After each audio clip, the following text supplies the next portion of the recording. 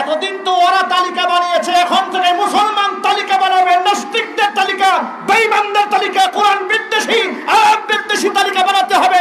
রাজি আছে যারা দু হাত দেখতে চায়?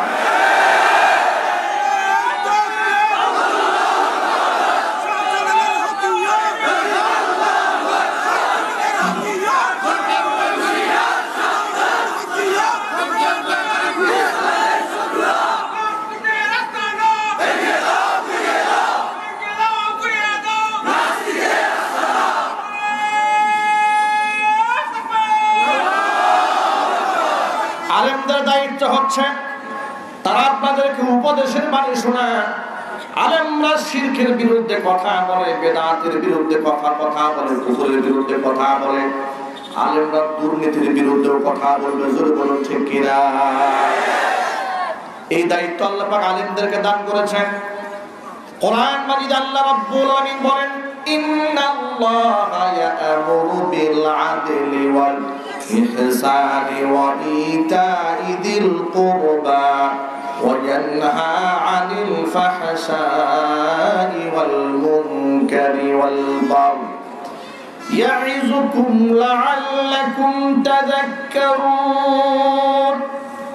আল্লাহ পাক বলেন, আমি তোমাদেরকে নির্দেশ দিচ্ছি, আমি আল্লাহর হুকুম হচ্ছে ইয়া'মুরু বিল আদলি, ন্যায়পরায়ণতার নির্দেশ, ওয়াল ইহসান, সদাচারের নির্দেশ।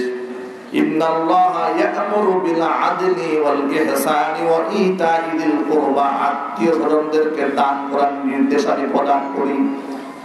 ওয়া ইয়ানহা আনিল ফাহশা'i ওয়াল মুনকারি ওয়াল বাগই, অশ্লীলতা, অন্যায় কর্ম, সীমা লঙ্ঘন থেকে আমি আল্লাহ তোমাদেরকে নিষেধ করি। ইয়াইযুকুম, আমি আল্লাহ তোমাদেরকে ওয়াজ করছি যাতে করে লাআল্লাকুম তাযাক্কারুন, তোমরা উপদেশ গ্রহণ করতে পারো। ইসলাম যেমন নামাজ, রোজা, হজ, যাকাতের নির্দেশ দিয়েছে, ন্যায়পরায়ণতার নির্দেশও ইসলাম দিয়েছে। কোন আলেম যদি সমাজের মধ্যে কোন জায়গায় অনাচার দেখেন, জুলুম দেখেন, তখন সে আলেমের দায়িত্ব হচ্ছে সেই জুলমের বিরুদ্ধে প্রতিবাদ জানানো। যদি বলুন ঠিক কিনা? কারণ হচ্ছে মুসলমানদের দায়িত্ব হলো সৎ কাজের আদেশ দেওয়া, অসৎ কাজ থেকে নিষেধ করা।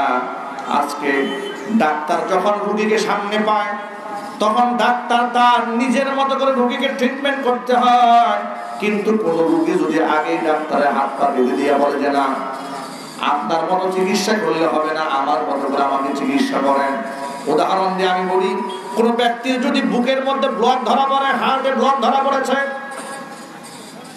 এবারে ডাক্তারের কাছে যাওয়ার পরে ডাক্তার যদি বলে যে আপনার ওপেন হার্ট সার্জারি করতে হবে, এই বুক ফেলে এখান থেকে আপনার সেই ব্লকের রডটা ফেলে দিতে হবে, পা কেটে পা চিরে এখান থেকে এক্সট্রা রড বের করে এখানে লাগাই দিতে হবে। এখন রোগী যদি বলে যে না, এই ধরনের কঠিন সিরা ফাড়ার কাজ চলবে না, বুক ফাড়াফাড়ি চলবে না, আপনি আমাকে নাপা সিরাপ দিয়ে দেন, নিক্স মলম দিয়ে দেন, কি বলেন আপনারা? এই রোগী ভালো হবে কোনোদিন? আরো যদি বলেন, কোনোদিন ভালো হবে না। রোগীর কথা শুনলে আর সেই অনুযায়ী ডাক্তার ট্রিটমেন্ট দিলে এই রোগী বাঁচবে না মরবে?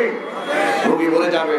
আজকে সমাজের মধ্যে অশান্তি আছে, দুর্নীতি আছে, সুদ আছে, ঘুষ আছে, জুলুম আছে, রডের পরিবর্তে বাস আছে। যদি বলেন আছে না নাই? এগুলার বিরুদ্ধে উলামায়ে কেরাম কুরআন সুন্নাহ দিয়ে সলিউশন দেবেন। জাহান্নামের কথা বলবেন, জান্নাতের কথা বলবেন। অন্যায় অপরাধ করলে, সুদ খাইলে, ঘুষ খাইলে, কি করলে পরকালে সাজা হবে, সেই বর্ণনা উলামায়ে কেরাম আপনাদের সামনে দেবেন। কিন্তু নামাজ, রোজা, হজ, যাকাতের কথা বললে মজা লাগে, দুর্নীতির বিরুদ্ধে কথা বললে আর মজা লাগে না। আবার কি বলে জানেন? নিজে কোরআন পড়তে জানে না, সে আলেমকে উপদেশ দিয়া বলে ধর্মের অপব্যাখ্যা করবেন না। আচ্ছা, আমি কি ধর্মের ব্যাখ্যা করলাম না অপব্যাখ্যা করলাম, এই কথা ভুল ধরার যোগ্যতা ওই দাঁড়িয়ে পেশাব করে ওর আছে নাকি?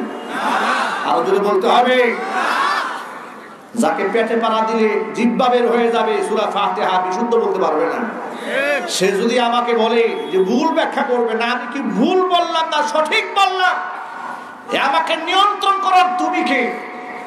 এদেশের মুহাক্কিক উলামায়ে কেরাম আছেন, মুফতিয়ানে আছেন, বড় বড় ফতোয়া বিভাগ রয়েছে, ধর্মের অপব্যাখ্যা যদি আমি করি, আমাকে লুকমা দেওয়ার মতো অসংখ্য উলামায়ে কেরাম আছে, কোন মক্খর জিনাগারের কাছে আমি জবাবদিহিতা করতে পারবো না। আমাকে কন্ট্রোল করার তুমি কে? অধিকার তোমাকে কে দিয়েছে? এজন্য বলি ভাইরা আমার, আলেমদের বিরুদ্ধে যাবেন না। আলেমদের বিরুদ্ধে যারা গিয়েছে বেইজ্জতের মালা তারাই গলার মধ্যে পড়েছে। কারণ হলো কোরআনে আল্লাহ পাকের একটা ওয়াদা আছে। আপনারা আমার প্রশ্নের জবাব দিয়ে বলেন আল্লাহ কি মিথ্যা কথা বলেন? ভুল ওয়াদা করেন? আমার আল্লাহ পাক বলেন ইয়ারফাইল্লাহুল্লাযীনা আমানু মিনকুম ওয়াল্লাযীনা উতুল ইলমা দারাজাত। আলেমদেরকে এবং ঈমানদারদের সম্মানকে আমি আল্লাহ বাড়ায় দেব। মানুষ যত বেইজ্জত করার চেষ্টা চালাক না কেন, আলেমদেরকে বেইজ্জত করবে যারা, জুতার মালা গলায় পরবে তারা।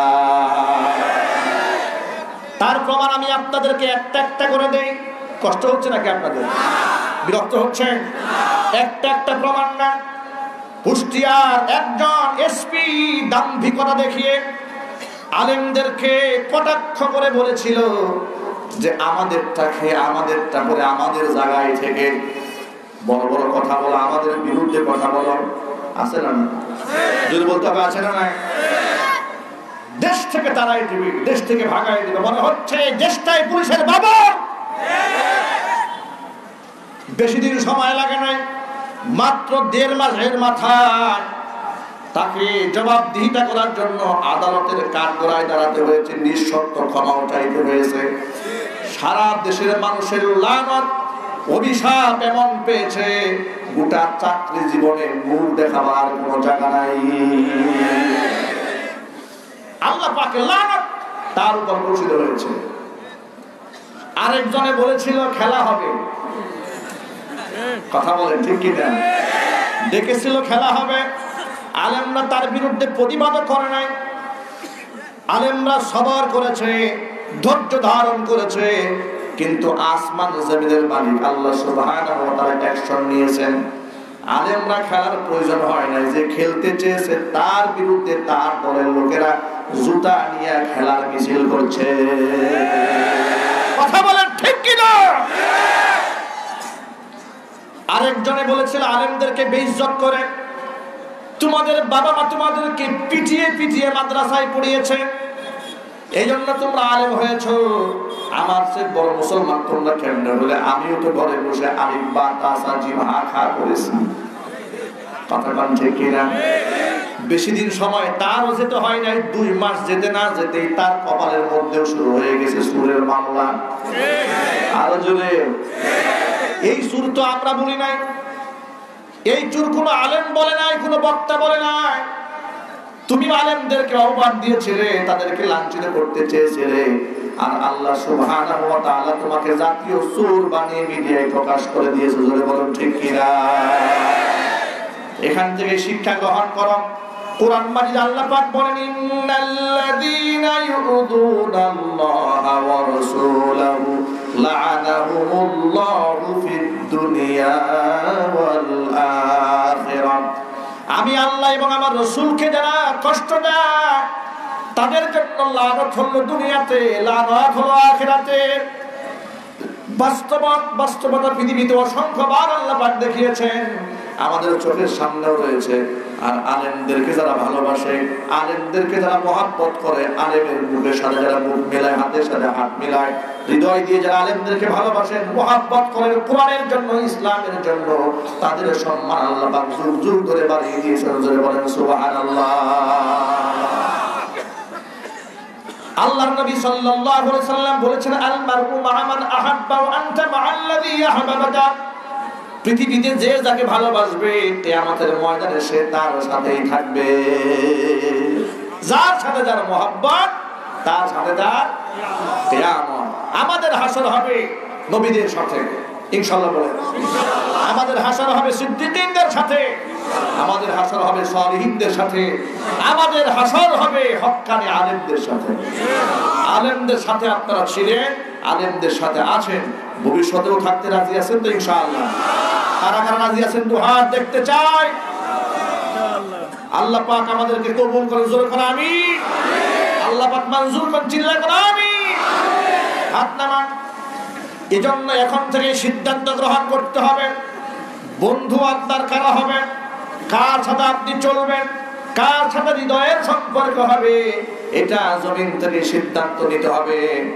মদখোরের সাথে চললে মানুষ মদখোর হয়, জেনাকারের সাথে চললে মানুষ জেনাকার হয়, লম্পটের সাথে চললে মানুষ লম্পট হয়ে যায়, আল্লাহর ওলির সান্নিধ্য গ্রহণ করলে মানুষ আল্লাহর ওলি হয়ে যায়। এই জন্য কোরআন মাজিদে আল্লাহ পাক বলেন, ইয়া আইয়ুহাল্লাযীনা আমানুত্তাকুল্লাহা ওয়া কুনু মা'আস সাদিকিন। এই বান্দারগণ, আমি আল্লাহকে ভয় করো, সাদিকিনদের সাথে থাকো। আমি উদাহরণ দিয়ে অনেক সময় বলি, পেশাবখানায় যদি আপনি যান, নিজের গায়ে পেশাব যদি নাও মাখেন, নাকের মধ্যে পেশাবের দুর্গন্ধ লাগে, ঠিক কি না? আতর দোকানে গেলে নিজের গায়ে আতর যদি আপনি নাও মাখেন, কিন্তু নাকের মধ্যে খুশবু আসে, ঘ্রাণ আসে। নেককার মানুষের সান্নিধ্য আর সংস্রব যদি গ্রহণ করে, নিজে ইবাদত না করলেও ইবাদতের খুশবু আমলের মধ্যে পড়ে যায়। কিয়ামতের ময়দানে অসংখ্য বন্ধুর কারণে বন্ধু জাহান্নামে যাবে, অসংখ্য বন্ধুর কারণে বন্ধু জান্নাতে যাবে। আবু বকর সিদ্দিক রাদিয়াল্লাহু তাআলা আনহু ছিলেন নবীজির বন্ধু। আল্লাহু আকবার। এমন বন্ধু ছিলেন, যেই বন্ধুর দৃষ্টান্ত তিনি পৃথিবীতে এমন ভাবে স্থাপন করেছেন, পৃথিবীর তার আর কোনো নজির নাই। আল্লাহর নবী একদিন ঘর ভরা মজলিসে আলোচনা করছিলেন, কাফেরদের নির্যাতন যেভাবে বেড়ে যাচ্ছে, না জানি কোন সময় আল্লাহ পাক আমাকে হিজরত করার হুকুম দিয়ে দেন।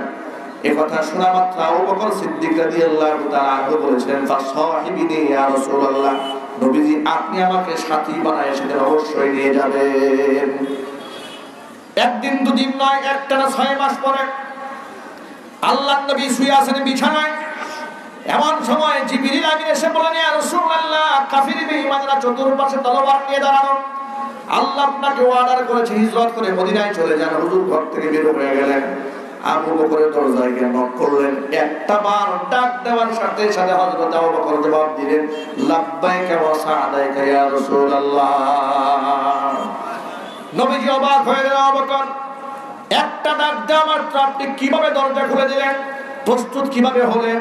আপনি কি জানতেন আমার হিজরত হবে? বলে না, 6 মাস আগে আপনার কাছে আবদার জানিয়েছিলাম, আপনি বলেছিলেন অবশ্যই আপনি আমাকে সাথী বানায় নিয়ে যাবেন। সেই দিনের পর থেকে প্রতিদিন আমি কাপড় চোপড় গুছিয়ে স্ত্রী পরিবার পরিজন সবার কাছ থেকে বিদায় নিয়ে দরজার পাশে দাঁড়ায় থাকি।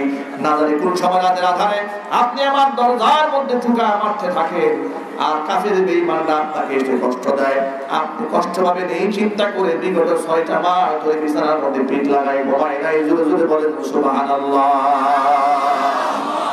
এই বন্ধুত্বের নজিরের কারণে সম্মান আল্লাহ পাক এমন পর্যায়ে বাড়িয়ে দিয়েছেন। নবীজি বলেছেন, আনতা সাহিবি ফিল গার ওয়া সাহিবি আলাল হাউজ ওয়া বকর। আপনি সফর পরবর্তী হিজরতের রাতে আপনি যেমন আমার সফর সঙ্গী, গুহার সঙ্গী, কিয়ামতের ময়দানে হাউজে কাউসার বিতরণ করার সময় আপনি আমার সাথী হয়ে থাকবেন। এভাবে আবু বকর সিদ্দিক রাদিয়াল্লাহু তাআলা আনহুর সম্মান কে বাড়িয়ে দিয়েছে? জোরে বলে আল্লাহ। আর যদি বলুন, আল্লাহ পাক বৃদ্ধি করে দিয়েছেন। অনুরূপভাবে মক্কার এক কুখ্যাত কাফের, তার নাম ছিল উকবা ইবনে আবি মুঈত। এই কুখ্যাত কাফেরের বিরাট ব্যবসা ছিল, বিরাট ধনকুবের মালিক ছিল এই কুখ্যাত কাফির।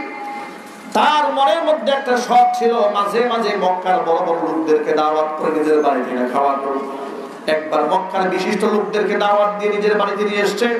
বিশ্বনবী মুহাম্মদ রাসূলুল্লাহ সাল্লাল্লাহু আলাইহি সাল্লামকে তাদের সাথে দাওয়াত দিয়েছে। আল্লাহ নবী সব সময় চাইতেন একজন মানুষকে যে কোনো মূল্যে জাহান্নাম থেকে বাঁচিয়ে জান্নাতে নিয়ে যেতে। আল্লাহর নবী উকবা ইবনে আবি মুঈতের বাড়িতে এসে বলেন, উকবা, আমি ততক্ষণ পর্যন্ত তোমার খাবার গ্রহণ করব না যতক্ষণ না পর্যন্ত তুমি কালিমা পড়ে মুসলমান না হলে। জোরে বলেন সুবহানাল্লাহ। উকবা ইবনে আবি মুঈত পরিস্থিতি নিয়ন্ত্রণ করার জন্য হুজুরের হাতে হাত রাখলেন আর পড়ে দিলেন, লা ইলাহা ইল্লাল্লাহু মুহাম্মাদুর রাসূলুল্লাহ সাল্লাল্লাহু আলাইহি ওয়াসাল্লাম। ভাইরা আমার, এই কথাটা মক্কার চতুর্দিকে ছড়ায় গেল। এই উকবা ইবনে আবি মুঈতের এক কুখ্যাত কাফের বন্ধু ছিল, তার নাম ছিল উবাই ইবনে খালফ। এই উবাইয়ের কানে যখন আওয়াজ গেল যে উকবা কালিমা পড়ে মুসলমান হয়েছে, এই কথাটা শুনে উবাই বলছে, উকবা, তুমি মুহাম্মদ সাল্লাল্লাহু আলাইহি ওয়াসাল্লামের হাতে হাত রেখে কালিমা পড়ে মুসলমান হয়েছো, তুমি আমার বন্ধুত্ব যদি টিকায় রাখতে চাও, যে মুহাম্মাদের হাতে হাত রেখে কালিমা পড়ে মুসলমান হয়েছো, তার মুখের মধ্যে থুতু মারতে হবে। আর আস্তে নাও, এই মাইকম্যান সাউন্ডটা ক্লিয়ার করে, এই ভিতর তো আওয়াজ ক্লিয়ার হচ্ছে না, মানুষ উঠা বসা করছে।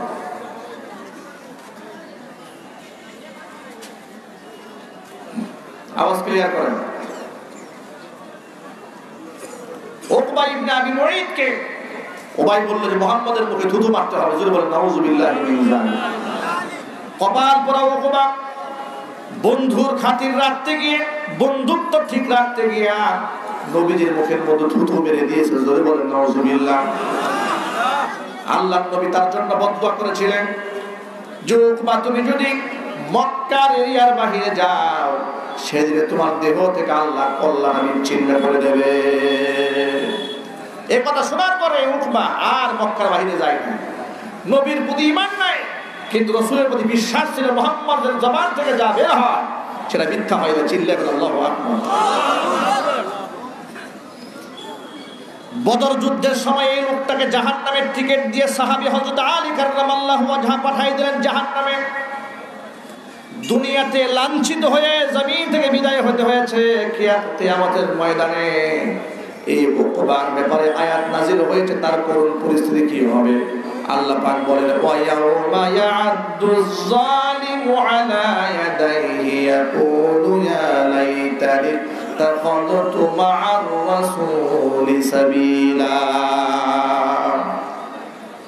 ইয়া ওয়াইলাতা লাইতানি লাম আত্তাখিয ফুলানান খলিলা লাকাদ আদাল্লানি আনিদ যিকরি বা'দা ইয জাআনি ওয়া কানা আশ-শাইতানু লিল ইনসানি খাযুলা।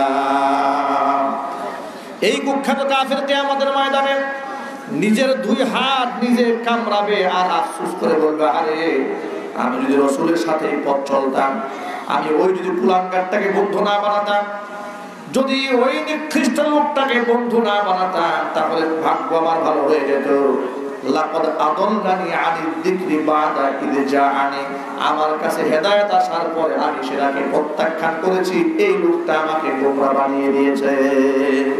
ভাইরা আমার, আমি এই ঘটনা দিয়ে ছোট্ট একটা মেসেজ আপনাদের সামনে দিতে চাই। সেই মেসেজটা হলো, এই উকবা ইবনে আবি মুঈত যেমন তার বন্ধু উবাই ইবনে খালফের কথা রাখতে গিয়া জাহান্নামের টিকিট পেয়েছে, আজকে বর্তমান সমাজের কিছু নাস্তিকদের খপ্পরে পড়ে অনেক মুসলমানের সন্তানেরা আলেমদের বিরুদ্ধে রাজপথে নেমে মিছিল করে। আলেমদের সাথে তার কোনো ব্যক্তিগত শত্রুতা নাই, আলেমদের সাথে তার কোনো দুশ্মনী নাই, কিন্তু নাস্তিককে খুশি করার জন্য, নেতাকে খুশি করার জন্য, দলীয় পদ পদবি পাওয়ার জন্য মুসলমানের ঘরে সন্তান যারা আলেমদের বিরুদ্ধে রাজপথে মিছিল করো, এখনো সময় আছে। তওবা করো, তওবা করো, না হয় লাঞ্ছনা যেমন দুনিয়াতে হবে, লাঞ্ছনা হবে আখিরাতে। কথা বলেন ঠিক কিনা? এজন্য আমার গোটা বয়ানের সর্বশেষ মেসেজ হচ্ছে, আমি কার সাথে বন্ধুত্ব করবো এটা আমাকে এখন থেকে নির্ণয় করতে হবে। আমার বন্ধু হবে যারা সত্যবাদী, আমার বন্ধু হবে উলামায়ে কিরাম, আমার বন্ধু হবে নামাজি, পরহেজগার, দিনদার, ঈমানদার। নাস্তিক, বেঈমান, কোরআন বিদ্বেষী, ইসলাম বিদ্বেষীদের সাথে আমার হৃদয়ের কোনো সম্পর্ক থাকতে পারে না। আল্লাহ সুবহানাহু ওয়া তাআলা আমাদের সকলকে আজকের কথাগুলোর উপরে বুঝে আমল করার তৌফিক দান করেন। জোরে বলুন আমিন। আর চিল্লায় বলুন আমিন।